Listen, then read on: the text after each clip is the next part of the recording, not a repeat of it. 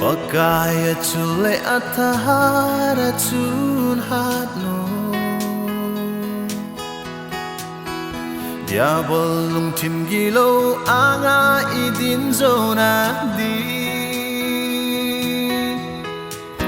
Paten gal von chen ki von in malam nokte Tasa peleti santo ki boni hilo Vanoi mutim vai po hoto ki boni Lung set na zo se aton sot paten ko ma u Alo pinatinga Krista e ko bao chu Som khat i thuk im zo ting e se pa un de Ei ngai nu pa vanaga zona chan diu a hi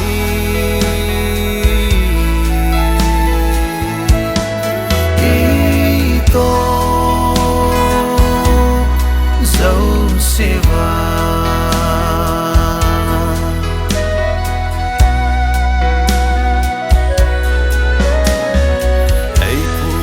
Uva e hat sakit diu ahi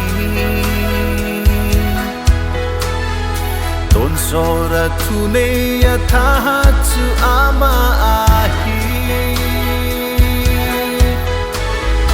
Hizi chun nang ho zo se pa tien tu nu Diabol lung tim gilo chu le tu zi u hi Ei ngai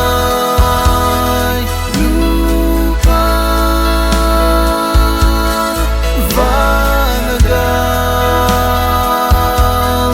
zona chan diu a hi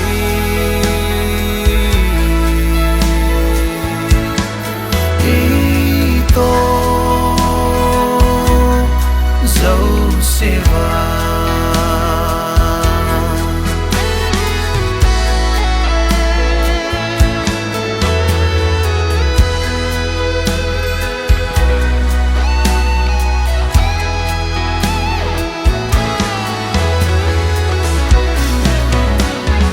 Suti le iko mu va con zamang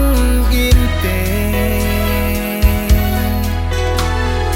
Bagai paten mit mua kisune mute